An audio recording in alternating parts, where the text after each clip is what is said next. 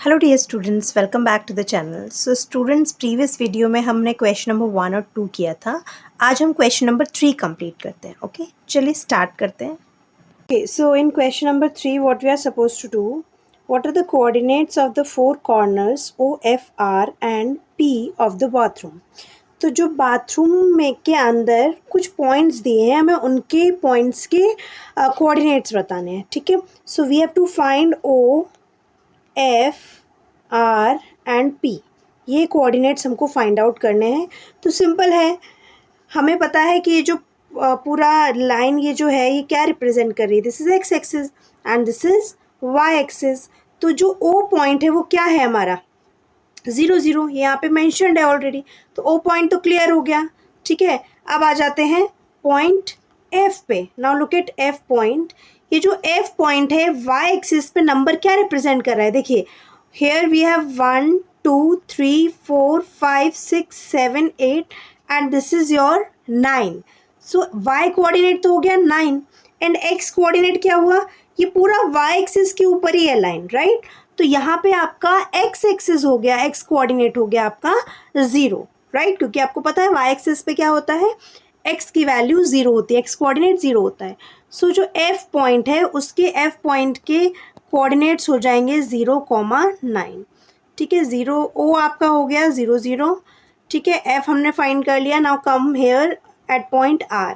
अब आर के लिए आप देख सकते हो वाई कोऑर्डिनेट कहाँ पे लाई कर रहा है, 9 पे, राइट। और एक्स कोऑर्डिनेट कहाँ लाई कर रहा है, एक्स एक्सिस से देखिए ज़रा, हेयर वी हैव -6 पॉइंट। तो जो आर के कोऑर्डिनेट्स हो जाएंगे वो हो जाएंगे -6 एंड 9, करेक्ट। अब हम फाइंड करते हैं पी के कोऑर्डिनेट। पी क्योंकि एक्स एक्सिस के ऊपर ही है तो एक्स कोऑर्डिनेट तो हमें दिख रहा है, यहाँ पे क्या है -6। क्योंकि ये पॉइंट एक्स एक्सिस पे है तो वाई कोऑर्डिनेट क्या हो गया इसका 0, राइट। सो इस तरीके से आपको ये पॉइंट्स निकालने हैं। फर्स्ट वाले में सिर्फ हमको पॉइंट्स निकालने थे तो हमने फाइंड आउट कर दिए। ठीक है, now let's see the next question. What is the shape of the showering area. Showering area आप देख सकते हैं, ये बना हुआ है showering area SHWR in Ryan's bathroom. Write the coordinates of the four corner. तो हमें इसमें दो चीज़ें करनी है। हमें क्या करना है, हमें ये चारों कोऑर्डिनेट्स बताने हैं और ये जो फिगर बन रहा है, ये फिगर जो है कौन सा शेप बना रहा है, it is a rectangle, square और whatever figure it is there we need to find. सबसे पहले हम ये देख लें कि क्या फिगर बन रहा है। आप देखिए ये लाइन और ये लाइन दोनों पैरेलल नहीं है, राइट। तो दैट मीन्स यहाँ पे ये पता चल गया कि पैरेलल तो नहीं है। और ये लाइन RW जो है वो SH के पैरेलल है। तो जब भी आपके पास one pair of line parallel होता है और दूसरा नॉन पैरेलल होता है तो हम उस फिगर को क्या बोलते हैं, ट्रैपेजियम, राइट। तो शेप तो हो गया आपका ये ट्रैपेजियम हो गया, करेक्ट। अब हम इसके कॉर्नर्स फाइंड कर लेते हैं। ठीक है, सबसे पहले हम निकालते हैं एस।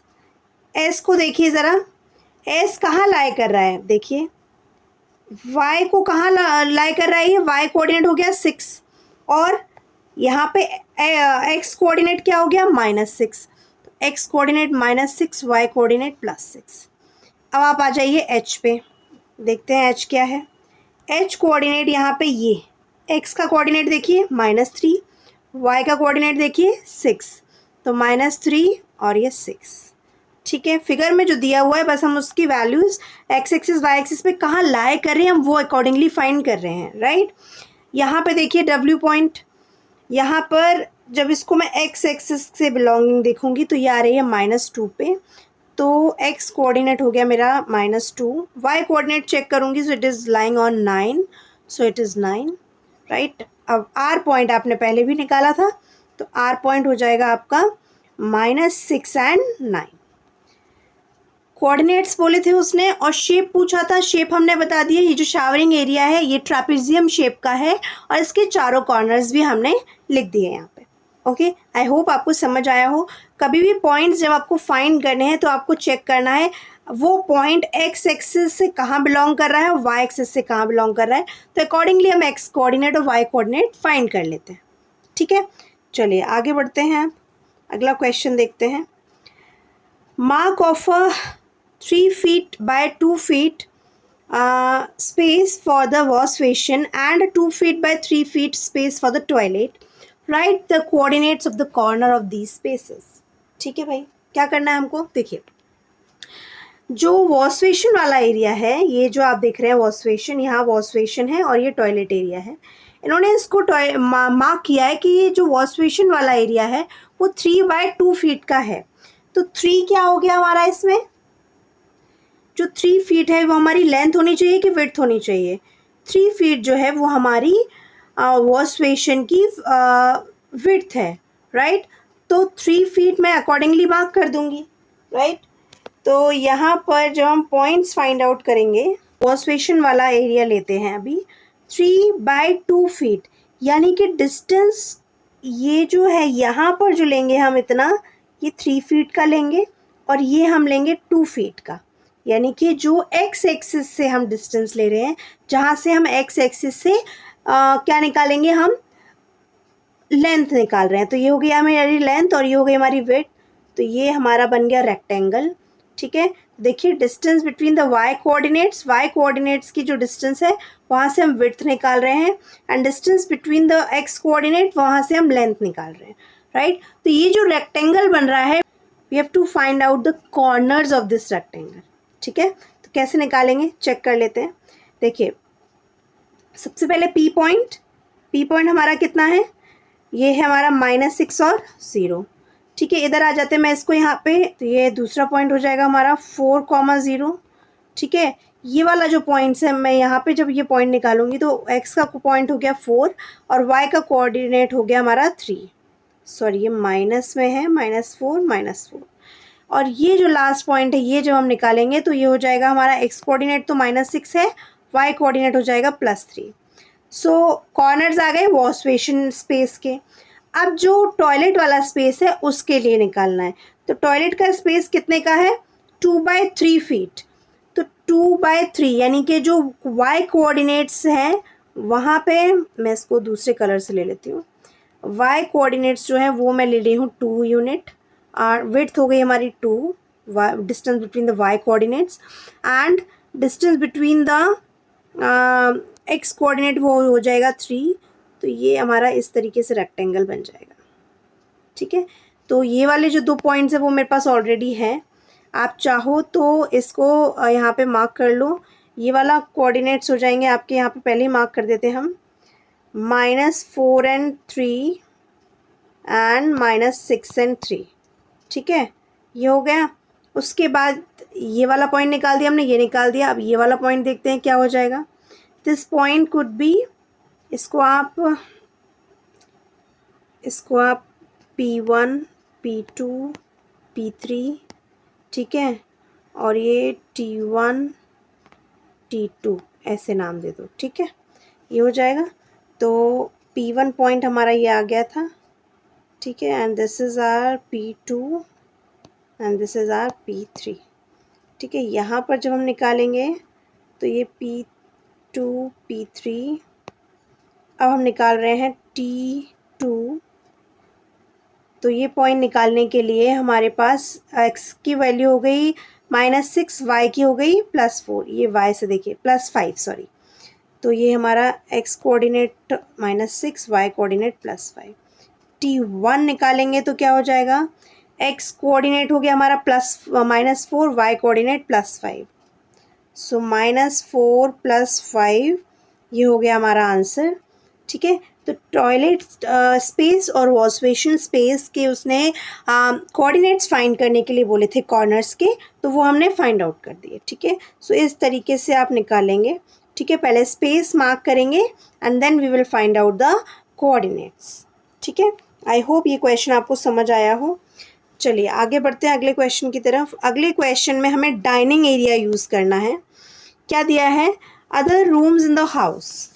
रियांस का जो रूम है, room door leads from the dining room which has the length 18 feet and width 15 feet. तो जब वो यहाँ पे इसका रूम था, वो डोर था, जैसे ही डोर से ओपन होगा, इधर आएगा वो, तो आपको पूरा ये डाइनिंग एरिया मिल जाएगा।